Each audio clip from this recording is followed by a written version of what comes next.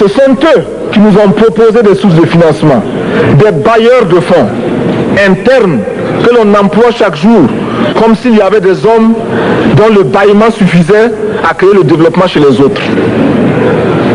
Ces bailleurs de fonds nous ont été conseillés, recommandés. On nous a présenté des montages financiers alléchants, des dossiers. Nous sommes endettés pour 50 ans, 60 ans, même plus. C'est-à-dire que l'on nous a amenés à compromettre le peuple pendant 50 ans et plus. Mais la dette, c'est sa forme actuelle. Contrôlée, dominée par l'impérialisme. Une reconquête savamment organisée pour que l'Afrique, sa croissance, son développement obéissent à des paliers, à des normes qui nous sont totalement étrangères, faisant en sorte que chacun de nous devienne l'esclave financier, c'est-à-dire l'esclave tout court, de ceux qui ont eu l'opportunité, la ruse, la fourberie de placer les fonds chez nous avec l'obligation de rembourser. On nous dit de rembourser la dette. Ce n'est pas une question morale. Ce n'est pas une question de ce prétendu honneur que de rembourser ou de ne pas rembourser. Monsieur le Président, nous avons écouté et applaudi le Premier ministre de Norvège lorsqu'elle est intervenue ici même. Elle a dit, elle qui est européenne, que toute la dette ne peut pas être remboursée. La dette ne peut pas être remboursée. La dette ne peut pas être remboursée parce que, d'abord, si nous ne payons pas, nos bailleurs de fonds ne mourront pas. Soyons-en sûrs. Par contre, si nous payons, c'est nous qui allons mourir. Soyons-en sûrs également. Ceux qui nous ont amenés, ceux qui nous ont conduits à l'endettement, ont joué comme dans un casino. Tant qu'ils gagnaient, il y avait plein de débats. Maintenant qu'ils ont perdu au jeu, ils nous exigent le remboursement. Et l'on parle de crise. Non, Monsieur le Président, ils ont joué, ils ont perdu, c'est la règle du jeu. La vie continue.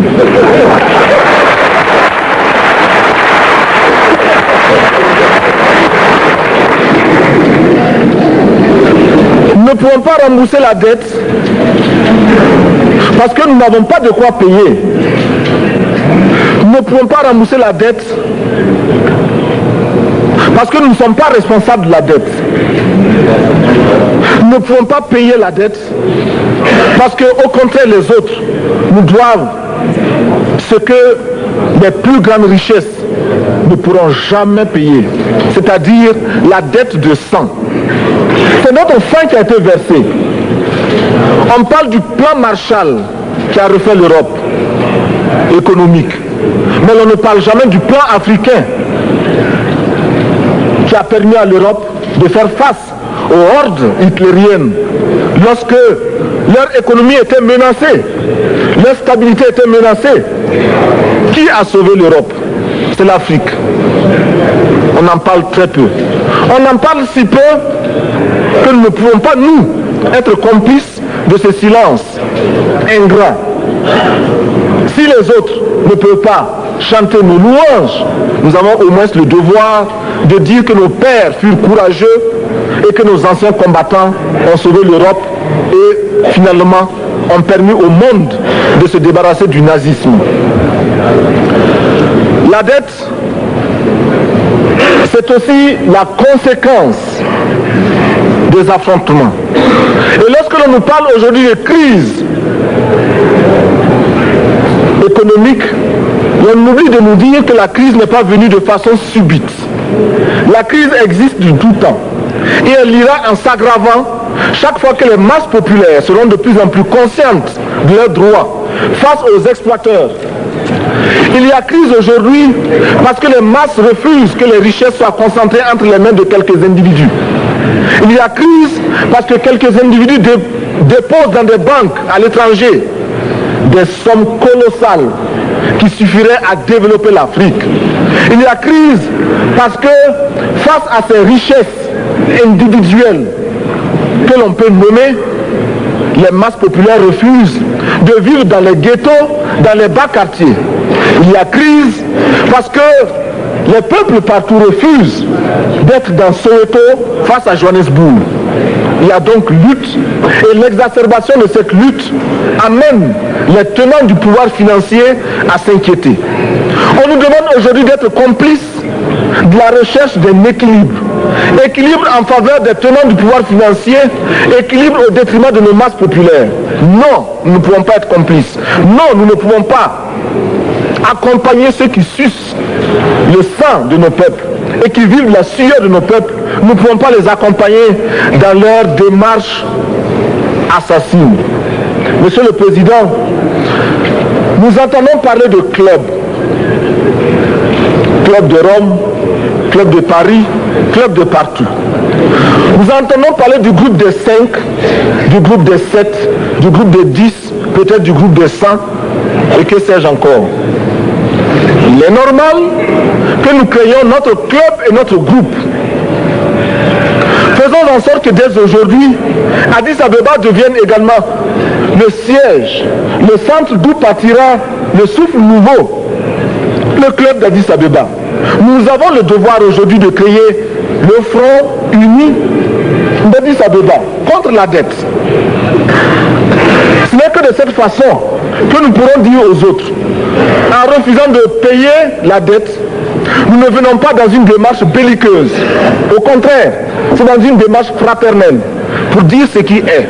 Du reste, les masses populaires en Europe ne sont pas opposées aux masses populaires en Afrique. Mais ceux qui veulent exploiter l'Afrique, ce sont les mêmes qui exploitent l'Europe. Nous avons un ennemi commun. Donc, notre club, parti d'Addis Abeba, devra également dire aux uns et aux autres que la dette ne saurait être payée. Et quand nous disons que la dette ne saurait être payée, ce n'est point que nous sommes contre la morale, la dignité, le respect de la parole. Parce que nous estimons que nous n'avons pas la même morale que les autres. Entre le riche et le pauvre, il n'y a pas la même morale. La Bible, le Coran, ne peut pas servir de la même manière celui qui exploite le peuple et celui qui est exploité. Il faudrait alors qu'il y ait 2 éditions de la Bible et 2 éditions du Coran.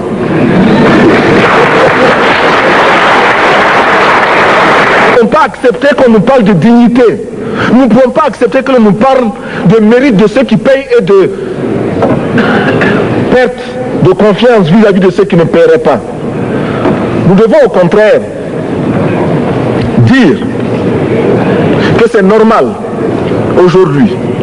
Nous devons au contraire reconnaître que les plus grands voleurs sont les plus riches. Un pauvre, quand il vole, ne commet qu'un larcin ou une peccadille, tout juste pour survivre par nécessité. Les riches, ce sont eux qui volent le fisc, les douanes et qui exploitent le peuple. Monsieur le Président, ma proposition ne vise pas simplement à provoquer ou à faire du spectacle. Je voudrais dire ce que chacun de nous pense et souhaite.